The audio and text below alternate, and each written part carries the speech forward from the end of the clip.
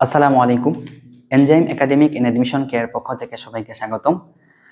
প্রিয় নবম দশম শ্রেণীর শিক্ষার্থীরা, আজকে আমরা দেখব অধ্যায় 3-এর তোমাদের গুরুত্বপূর্ণ দুইটা বিষয়, সেটা হচ্ছে ইলেকট্রন বিন্যাসের ব্যতিক্রম আর একটা হচ্ছে আইসোটোপের ম্যাথ, যেটা তোমাদের পরীক্ষায় অত্যন্ত গুরুত্বপূর্ণ এবং অহরহ পরীক্ষায় আসে।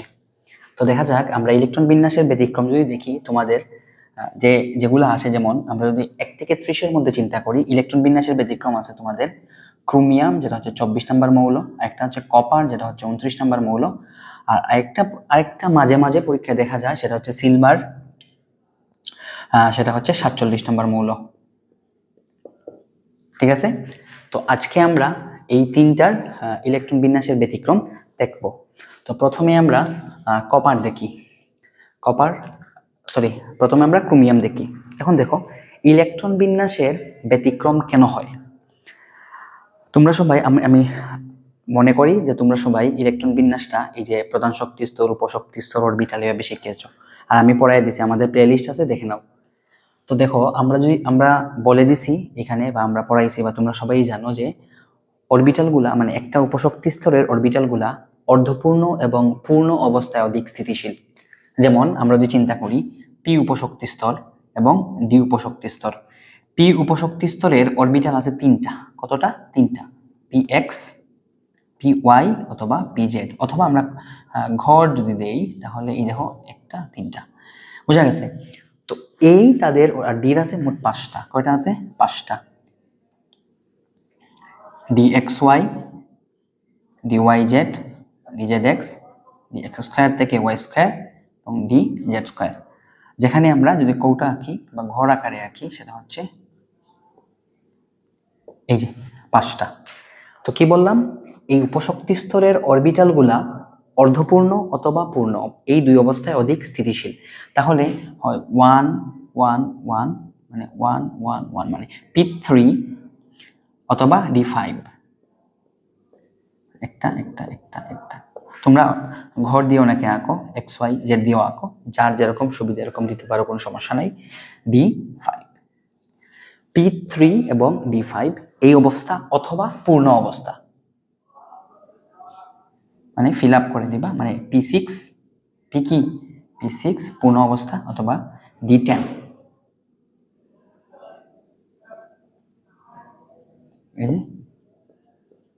D10, মানে D10।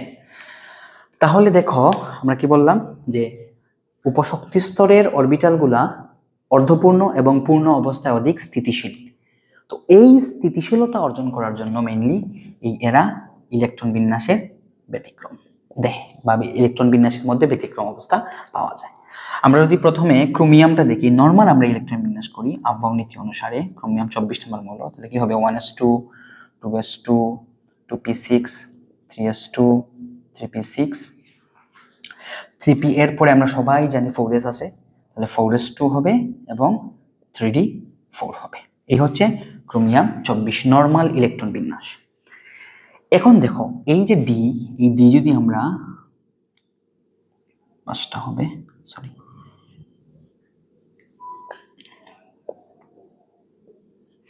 এই ডি এর যদি আমরা অরবিটাল আঁকি, দেখো এখানে 4টা আছে, 1টা 2টা 3টা 4টা আছে। এখন দেখো, সে তার যদি 5টা হয়ে যায়, মানে আরেকটা ইলেকট্রন যদি সে লাভ করতে পারে, তাহলে সে D5 হবে এবং যেটা হচ্ছে অধিক স্থিতিশীল, মানে অর্ধপূর্ণ হয়ে যাবে। এজন্য কি হয়? এই 4s1 হয় এবং 3d5 হয়। বুঝা গেছে? তার মানে আমরা যদি ক্রোমিয়ামের ইলেকট্রন বিন্যাসটা অ্যাকচুয়ালি করি, যেটা হচ্ছে ব্যতিক্রম সহ 1s2 2s2 2p6 3s2 3p6 4s1 হবে এবং 3d5 হবে। এখানে ব্যতিক্রম কেন? নর্মাল আফবাউ নীতি অনুসারে যেখানে কি হওয়া উচিত ছিল রে, 4s2 হওয়া উচিত ছিল এবং 3d4, মানে এটা হচ্ছে নর্মাল ইলেকট্রন বিন্যাস আফবাউ নীতি অনুসারে, নর্মাল ইলেকট্রন বিন্যাস। কিন্তু সে স্থিতিশীলতা অর্জন করার জন্য সে কি হয়ে যায়? 4s1 হয়ে যায় এবং 3d5 হয়ে যায়। বুঝা গেছে? তাহলে এই জন্য হচ্ছে তার ইলেকট্রন বিন্যাসটা ব্যতিক্রম। তাহলে মূল কথা কি, তুমি কি লিখবা পরীক্ষায়? লিখবা, আমরা জানি উপশক্তি স্তরের অরবিটালগুলা অর্ধপূর্ণ এবং পূর্ণ অবস্থায় অধিক স্থিতিশীল। তাহলে এরকম যখন তুমি লিখবা অর্ধপূর্ণ, তখন তুমি দিবা P3D5। যখন লিখবা পূর্ণ অবস্থা তখন লিখবা P6D10 ব্র্যাকেট দিয়ে লিখে দিবা পাশে। তাই এই স্থিতিশীলতা অর্জন করার জন্য, বুঝা গেছে, তাই এই স্থিতিশীলতা অর্জন করার জন্য ক্রোমিয়ামের ইলেকট্রন বিন্যাসে 4s2 এবং 3d4 না হয়ে কি হয়, 4s1 এবং 3d5 হয়। বুঝা গেছে, 3d5 হয়। এখন তুমি পরীক্ষার হলে কিভাবে সাজিয়ে লিখবা সেটা লেখার জন্য আমি তোমাকে আবার লিখে দিচ্ছি, দেখো দাঁড়াও। পরীক্ষার হলে তুমি কিভাবে সুন্দর করে দিবা, তাহলে তুমি প্রথমে ক্রোমিয়ামের সাধারণ ইলেকট্রন নরমাল বা অবভাব নীতি অনুসারে ক্রোমিয়ামের ইলেকট্রন বিন্যাস নরমাল দিবা 1s2 2s2 2p6 3s2 3p6, হ্যাঁ, 4s2 3d4 দিবা। তারপরে এখানে এরকম দিবা 1 2 3 4, তখন লিখবা এখানে এই অবস্থা হচ্ছে অস্থিতিশীল অবস্থা। ঠিক আছে, অস্থিতিশীল অবস্থা লিখে দিবা। তারপরে লিখবা পরবর্তী যখন আবার মানে একটা দেখাবা নরমাল অবস্থা বা নরমাল নিয়ম এরকম হওয়ার কথা, তারপরে লিখবা যে ব্যতিক্রম, লিখবে এখানে ব্যতিক্রম, এখানে ব্যতিক্রম লিখবা এবং তাই ইলেকট্রন বিন্যাস দিবা 1s2 2s2 2p6 3s2 3p6 4s1 3d5, তারপরে বক্স দিবা এভাবে। বুঝা গেছে, বক্স দিয়ে দিবা, ফুল মার্কস পাইবা।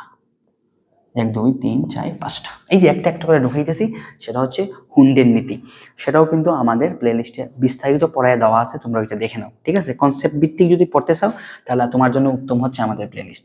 এখন দেখো, তাহলে এই দুইটা তুমি সিনারিও দেখাই দিবা। বুঝা গেছে, এরকম বক্স সহ লিখবা এটা হচ্ছে স্থিতিশীল অবস্থা। আর প্রথমে কি লিখবা, যে আমরা জানি একটা উপশক্তি স্তরের অরবিটালগুলা অর্ধপূর্ণ এবং পূর্ণ অবস্থায় অধিক স্থিতিশীল, তাই এই স্থিতিশীলতা অর্জন করার জন্য কি হয়, তাদের মধ্যে ব্যতিক্রম দেখা যায়। তাহলে কি লিখবা, যে ক্রোমিয়ামে ইলেকট্রন বিন্যাসে 4s2 এবং 3d4 না হয়ে কি হয়, 4s1 এবং 3d5 হয়। বুঝা গেছে, ঠিক একই ব্যাখ্যা একই নিয়ম দিয়ে আমরা বাকিগুলো করতে পারি। দেখো ক্রোমিয়াম গেল, এখন যদি আমরা কপার দেখি, সেটা হচ্ছে 29 নম্বর মৌল। নর্মাল ইলেকট্রন বিন্যাস করে নর্মালি আবহাওয়া নীতি অনুসারে কি হবে, 1s2 2s2 2p6 3s2 3p6, তারপরে হচ্ছে 4s2 3d9 নর্মালি। কিন্তু দেখো এই যে 4s2 আছে এখানে, 3d কিন্তু 9, দেখছো 3d কিন্তু 9টা, 1 2 3 4 5টা, এভাবে একটা একটা করে ঢুকবে, এটা জোন্ডের নীতি। 6টা 7টা 8টা 9টা। এই দেখো এখানে আরেকটা ইলেকট্রন হয়ে গেলে কিন্তু সে মানে D10 হয়ে যাবে, যেটা হচ্ছে অধিক স্থিতিশীল। এই স্থিতিশীলতা অর্জন করার জন্য কপারের ব্যতিক্রম ইলেকট্রন বিন্যাসটা হচ্ছে 1s2 2s2 2p6 3s2 3p6 4s1 3d10। এখন দেখো এই যে সে হওয়ার কথা ছিল 4s2, সে হয়ে গেছে 4s1, মানে একটা সে কাকে দিয়ে দিয়েছে, ডি কে দিয়েছে, কেন, স্থিতিশীল অবস্থা অর্জন করার জন্য। তাহলে এখানে কি হবে, একটা ইলেকট্রন, আর এখানে হবে তার 5টা ইলেকট্রন, সরি 10টা ইলেকট্রন। বুঝা গেছে। তারপরে আরেকটা প্রশ্ন আসে, তোমরা যেটা তোমাদের আয়ত্তের বাইরে মাঝে মাঝে, যে সিলভার একটা প্রশ্ন একটা বোর্ডে আসছিল, সিলভার 47, সেটা আবার এইচএসসি তে গেলেও তুমি পাইবা। তো এটাও আমরা দেখে নেই। তো দেখো অনেকে আছে যে এরকম এগুলো মুখস্থ করে 1s 2s 2p, এগুলো হচ্ছে আবহাওয়িক নীতি তুমি পড়বা। তো আমরা যদি সিলভারে এটা দেখি, সিলভার 47 নাম্বার মৌল, আমরা গুনে গুনে বসায় দিব। সিলভার 47, তার নর্মাল ইলেকট্রন বিন্যাস আমরা করি 1s2 2s2 2p6 3s2 3p6 4s2, তারপরে হচ্ছে 3d10, হ্যাঁ 3d10। তারপরে দেখো 4s2 3d10, দেখো spd 3 এর যতগুলো উপশক্তি স্তর সব শেষ কিন্তু হয়ে গেছে। এরপরে আমার লাইনে আছে 4s বাদে আছে 4p, তারপরে 4p এর পরে 4d আছে, হ্যাঁ 4f আছে, তারপরে 5s আছে, 5p আছে, এগুলো আছে। আচ্ছা এখন দেখো বুঝো, জিনিসটা বুঝো। এখন আমরা কোনগুলো আনবো, মানে 3d এর পরে কোন উপশক্তি স্তরটা আসবে। এখন দেখো আমরা যদি এটা গণি, দেখো আমরা নিয়ম জানলে তুমি নিজেই উত্তর করতে পারবা, মুখস্থ করার কিছু নাই। এখন আসো 4 আমরা n+l এর মান চিন্তা করব, n+l এর মান যার ছোট সেটা আগে আসবে। 4p যদি আমরা চিন্তা করি, তাহলে দেখো 4 + p এর মান l এর সাথে n মান হচ্ছে 5, তার মান কত 5, পি এর ক্ষেত্রে এল এর মান হচ্ছে 1, 4d কত 4 প্লাস 2 সমান হচ্ছে 6, 4 প্লাস 3 সমান কত হচ্ছে 7, 5 প্লাস এস এর মান 0 তাহলে কত হচ্ছে 5, 5 প্লাস 1 সমান হচ্ছে 6। এখন দেখো আমরা কোনটা আনবো, এখন দেখো এগুলা 6, এটা হচ্ছে 7, এটা হচ্ছে 6, তাহলে এই যে 5 এই যে 5 এই দুইটা আসবে, এই দুইটার মধ্যে দুইটা সমান। আমরা বলছিলাম দুইটার ক্ষেত্রে যদি n প্লাস এল এর মান সমান হয় তাহলে যার ক্ষেত্রে n এর মান ছোট সেটা আগে আসবে। তাহলে দেখো এখানে হচ্ছে 5s আর এখানে হচ্ছে 5s মানে 5 n এর মান 5, এখানে হচ্ছে 4p n এর মান হচ্ছে 4, তাহলে এটা আগে আসবে, মানে যার ক্ষেত্রে n এর মান ছোট সেটা আগে আসবে। তাহলে 4p ঠিক থাকবে। এখন দেখো 4p এর পরে বাকি সবগুলা কিন্তু 6, 7, 6, তার মানে এই 5sটা আসবে না, 5sটা আসবে না, তাহলে এখানে কি আসবে এরপরে কিন্তু 4p এর পরে কিন্তু কি আসবে 5s আসবে, 5s আসবে, তাহলে 5s চলে আসলো, 5s আমরা মুছে ফেললাম।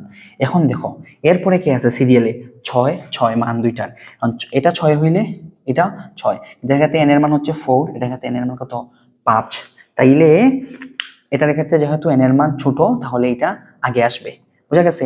তার মানে 5s এর পরে কে আসতেছে 4d, এতটুকু পর্যন্তই আমার লাগবে, এরপরে আর লাগবে না, মানে এই 47 পর্যন্ত যাওয়ার জন্য। তাহলে কি পাইলাম আমরা 4p এর পরে আসবে 5s, তারপরে আসবে 4d। ক্লিয়ার? এতটুকু পর্যন্ত আশা করি ক্লিয়ার, তুমি বুঝছো। এখন আসো আমরা ইলেকট্রন বিন্যাস বসায়া দেই, তারপরে কি হবে। তারপরে দেখো 3d এর পরে 4p তে সর্বোচ্চ 6টা থাকবে, 5s 2টা থাকবে, এবং এখন পর্যন্ত গোনার পরে কতটা আসে মোট 47, তাই না? এটা দেখো এখানে হচ্ছে 30টা, 30 আর 6 হচ্ছে 36, 36 আর 2 38, আর 47 হওয়ার জন্য আমার আর প্রয়োজন 9টা, তাহলে 4d 9। এই হচ্ছে আমার নর্মাল ইলেকট্রন বিন্যাস। এখন দেখো এই দেখো 4d কিন্তু 9টা, তার কিন্তু 10টা হইলে সে কি হয়ে যায়, সে অধিক স্থিতিশীল হয়ে যায়। এই জন্য এখানে ব্যতিক্রম আসে। কি ব্যতিক্রম আসবে বলো তো? তোমরা অলরেডি জেনে গেছো 1s2 2s2 2p6 3s2 3p6। এই দেখো এখানে তুমি বুঝতেই পারতেছো ব্যতিক্রম, তুমি চাইলে এখানে এইটাকে সুন্দর করে সাজিয়ে 3d তারপরে 4s তারপরে 4p এভাবে লিখতে পারবা, সমস্যা নেই, বুঝা গেছে? 4p6 এই দেখো এখানে কি হয় 5s 1 হবে আর 4d 10 হবে। কেন 10 হবে বলতো? কারণ সে স্থিতিশীল হতে চায়, বুঝা গেছে? তাহলে ব্যতিক্রম কোন জায়গায় আসলো, যে 5s2 এর বদলে এখানে 5s1 হইল এবং 4d কত হইল 10 হইল স্থিতিশীলতা অর্জন করার জন্য। কারণ আমরা আবারও বলতেছি যে ইলেকট্রন বিন্যাসের ব্যতিক্রম কেন হয়, তারা স্থিতিশীলতা অর্জন করতে চায়। অরবিটালগুলো উপশক্তি স্তরের অরবিটালগুলো অর্ধপূর্ণ অথবা পূর্ণ অবস্থায় অধিক স্থিতিশীল থাকে, বুঝা গেছে? আশা করি তুমি কোন সিস্টেমে আনসার করবা সেটাও বুঝছো, ব্যতিক্রমের ইলেকট্রন বিন্যাসটাও বুঝছো, এবং বক্স আকারে দিয়ে দিবা, বুঝা গেছে? বক্স আকারে সুন্দর করে দিয়ে দিবা। আচ্ছা, এই অধ্যায়ের আরেকটা গুরুত্বপূর্ণ প্রশ্ন, সেটা হচ্ছে, আশা করি এই টপিক বুঝছো, কারো কোনো কোয়েশন থাকলে তুমি আনসার করো, মানে প্রশ্ন করতে পারো আমাকে, সমস্যা নেই। এই অধ্যায়ের আরেকটা অত্যন্ত গুরুত্বপূর্ণ এবং অনেক স্টুডেন্ট এখানে পেস লাগাই দেয়, সেটা হচ্ছে এই যে আইসোটোপের ম্যাথ। তো আইসোটোপের নর্মাল ম্যাথগুলো সবাই পারে, ওই যে অত পার্সেন্ট দেওয়া আছে, তার গড় আপেক্ষিক পারমাণবিক ভর নির্ণয় করো। এখন তোমার যদি গড় আপেক্ষিক পারমাণবিক ভর দেওয়া থাকে তাহলে তুমি ওই ম্যাথটা কিভাবে করবা? তাহলে আমরা একটা প্রশ্ন লিখি, সেটা হচ্ছে, এটা পরীক্ষায় প্রশ্ন আসে, মানে বোর্ডের প্রশ্ন আসে। এর আগে যে টপিক পড়াইলাম ব্যতিক্রম, বোর্ডের প্রশ্ন, এখনো বোর্ডের প্রশ্ন কি, যে কপার 63 এবং কপার 65, কপারের দুটি আইসোটোপ, ঠিক আছে? কপারের দুটি আইসোটোপ, তার গড় আপেক্ষিক পারমাণবিক ভর 63.5 হলে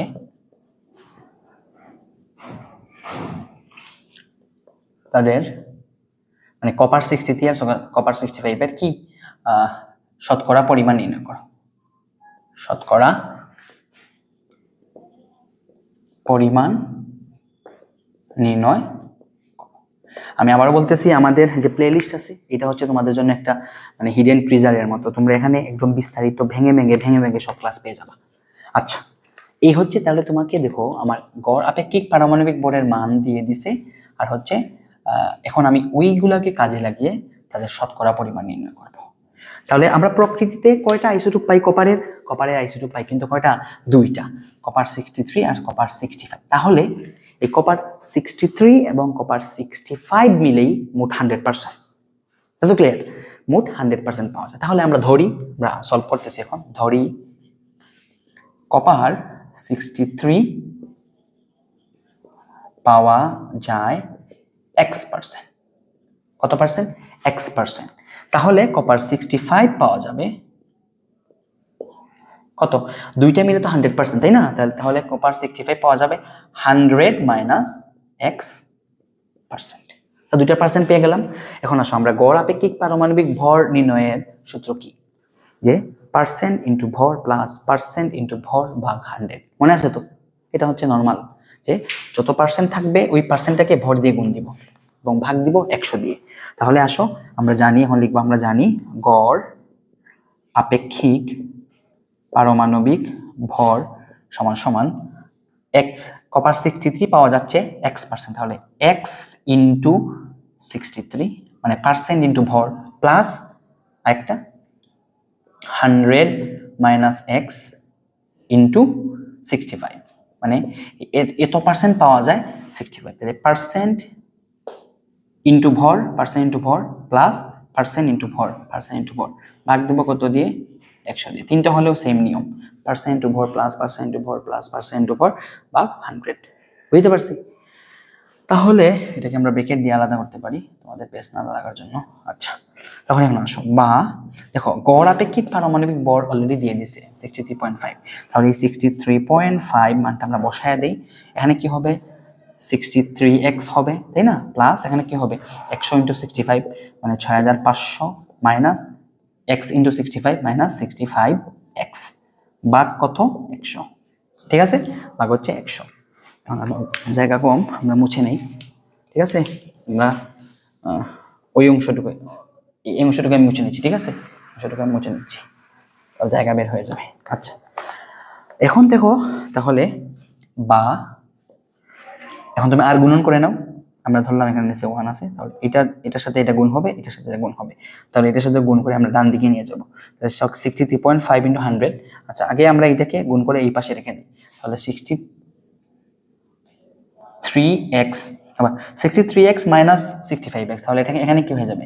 minus 2x, minus 2x plus 6500 equal 63.5 into 100, তাহলে কত হবে? 6350 বা minus 2x equal 6350 minus 6500, plus হয়ে আছে এদিকে মাইনাস হয়ে চলে যাবে, বা মাইনাস 2x ইকুয়াল মাইনাস 150 বা x ইকুয়াল মাইনাস 150 ভাগ মাইনাস 2, তাহলে কত হবে? 75। ঠিক আছে, তাহলে x এর মান পাইলাম আমরা 75।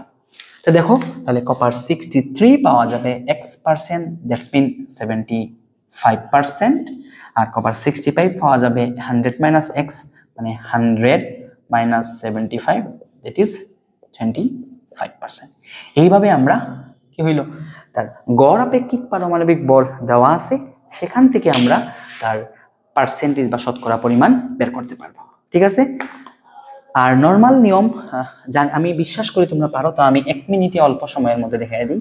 যদি নর্মাল নিয়ম থাকে যে ক্লোরিন বলো, কপার বলো, যে কপার